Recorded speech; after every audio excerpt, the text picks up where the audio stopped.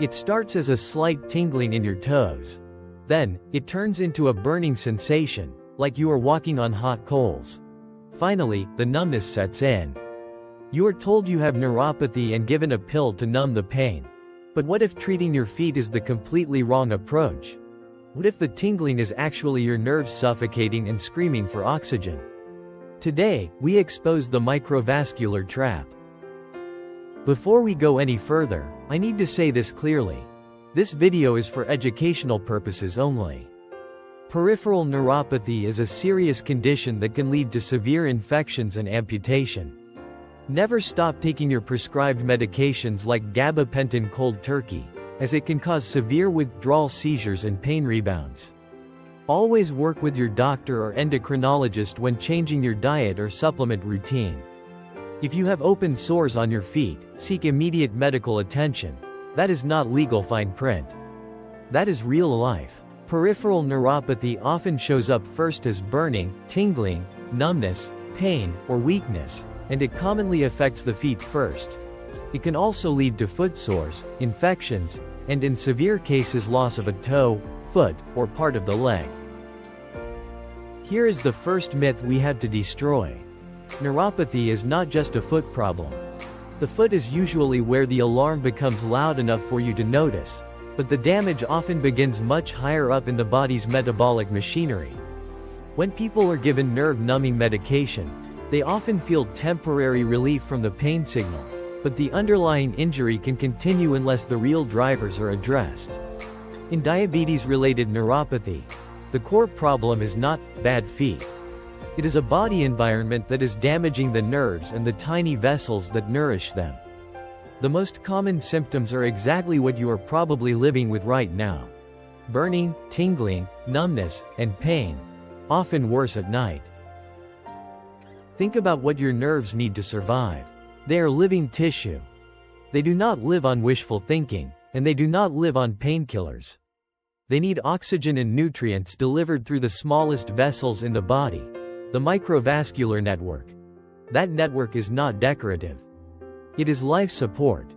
When it is impaired, nerves are no longer being fed properly. And that is why this problem is so deceptive. The pain can be intense long before the tissue is truly healthy, and the numbness can appear after the nerve has been injured so long that it is no longer sending a normal signal.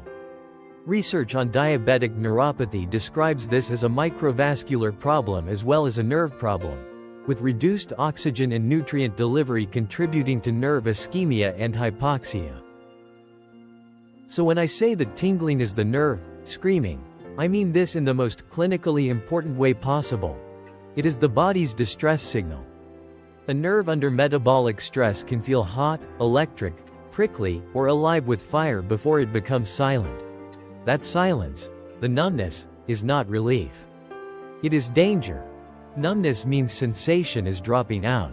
It means the warning system is failing. And once sensation fades, injuries become easier to miss, wounds become easier to ignore, and complications become easier to miss until they are advanced. That is why daily foot vigilance matters so much in neuropathy. So the paradigm shift is this. Stop thinking exclusively about the feet and start thinking about the metabolism. If the metabolic terrain is inflamed, insulin resistant, and starved of healthy microcirculation, the nerves will keep paying the price. That is why the real conversation is not just symptom suppression. It is restoring the environment that nerves depend on. And that begins with respect for the fact that this is a serious condition, not a cosmetic inconvenience, and not something to tough out while it spreads. If you are on gabapentin or another prescribed medication, do not stop abruptly. Gabapentin labeling warns that abrupt or rapid discontinuation may increase seizure risk and post-discontinuation withdrawal symptoms have been reported. Now we move into the real anatomy of this problem. Your nerves do not float in isolation. They are living tissue wrapped in a delivery system of tiny blood vessels that bring oxygen, glucose, and nutrients to keep them alive. In diabetes, this small vessel system is one of the first places damage shows up, and modern reviews describe diabetic neuropathy as deeply tied to microvascular dysfunction. not just bad nerves.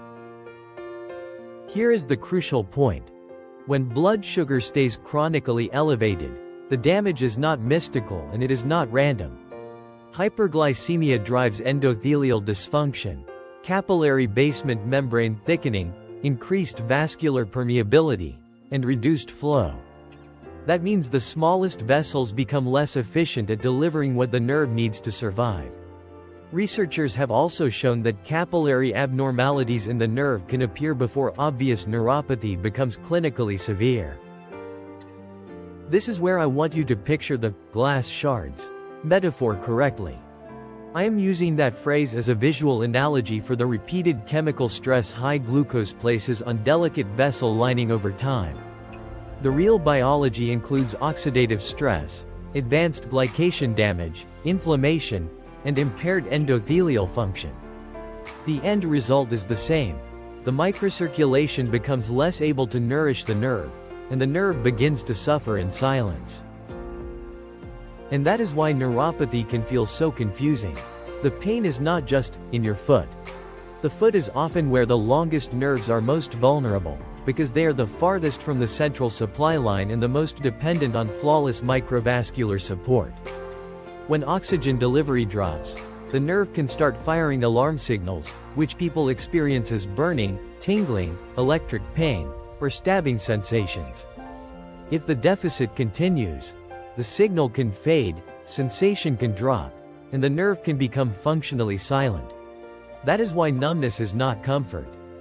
Numbness is often a warning that the nerve has already been injured. This is the stage where neuropathy stops being an abstract diagnosis and becomes a biological emergency inside the nerve itself.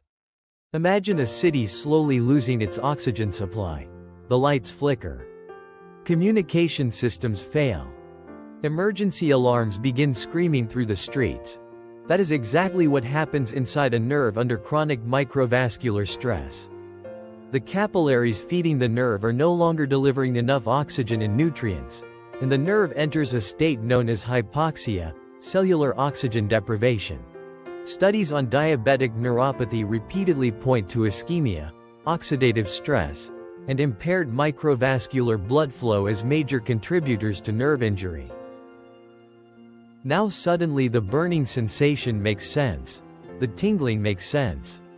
The stabbing electrical shocks make sense. These symptoms are not random acts of betrayal from your body. They are distress signals. A nerve starved of oxygen becomes electrically unstable. It begins firing chaotic pain signals because the cells are under metabolic stress. In other words, the nerve is screaming for survival. And this is where so many people become trapped. They're told the goal is simply to silence the alarm. But numbing the signal is not the same thing as restoring oxygen delivery. It is not the same thing as repairing the damaged microvascular environment. But the story gets darker if the underlying metabolic injury continues. A nerve can only survive in a hypoxic state for so long. If blood flow remains impaired and the microvascular system continues deteriorating, the nerve fibers begin to degenerate. That is when sensation starts disappearing. The burning may fade. The tingling may quiet down. And many people think, maybe it's getting better. But often the opposite is happening. The nerve is no longer capable of sending a strong distress signal because the tissue itself has become severely compromised. This is why numbness is so dangerous.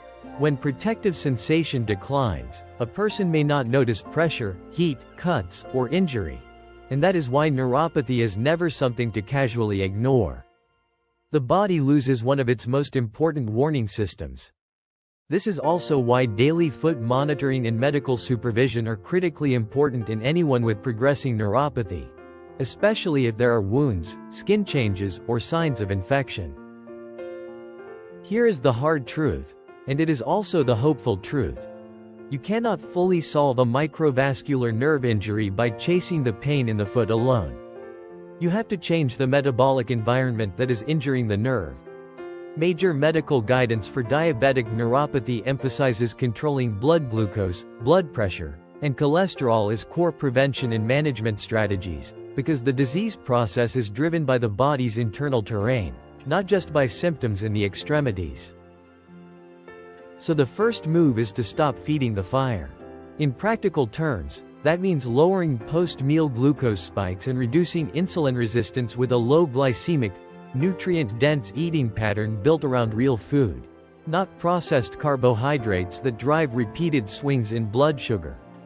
Reviews on low glycemic diets show benefits for glycemic control, and plant-forward dietary patterns are associated with improved type 2 diabetes outcomes.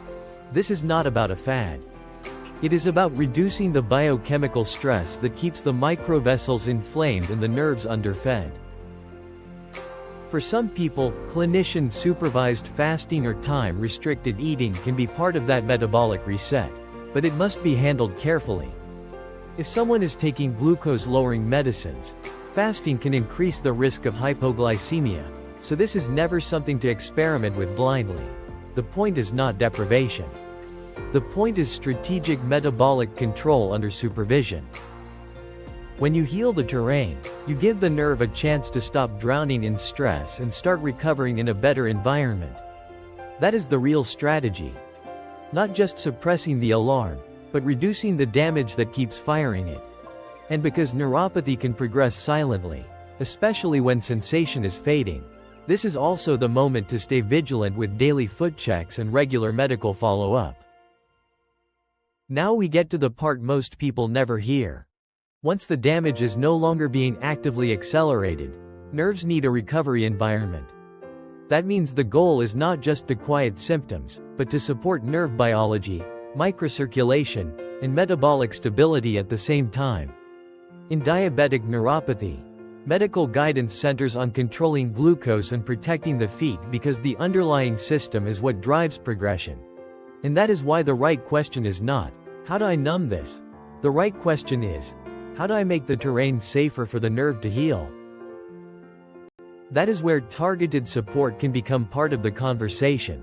For example, alpha-lipoic acid is one of the better studied supplements in this space. The National Center for Complementary and Integrative Health notes that some reviews found it may help reduce diabetic neuropathy pain, while other reviews found inconsistent results. In other words, it may help some people, but it is not magic, and it is not a substitute for medical care. That is exactly the kind of reality-based support I want for you, grounded, measured, and integrated with your doctor's plan. This is also where a premium nerve and microvascular support protocol can make sense as an adjunct, not as a replacement for blood sugar control, not as a replacement for your prescriptions, and never as a reason to ignore worsening symptoms. The purpose of that kind of protocol is simple: help calm inflamed neural signaling, support circulation, and provide the biological inputs the nervous system uses to repair and maintain itself. Some people respond best when this is paired with nutrition, movement, sleep, and clinician-guided metabolic management. So here is the bottom line. Do not stop medications cold turkey. Check your feet every day. If you have an open sore, redness, drainage, fever, or rapidly worsening numbness, seek immediate medical attention. Neuropathy is serious, but it is not hopeless. The path forward is not just symptom suppression. It is removing the metabolic fire, protecting the microvessels, and giving the nerve the conditions it needs to survive. Talk with your doctor or endocrinologist before changing diet, fasting, or supplement routines. And if you need a structured starting point, check the link in the description for the Nerve Recovery Blueprint. Gabapentin and similar medicines should not be stopped abruptly because abrupt discontinuation can increase seizure risk and withdrawal symptoms.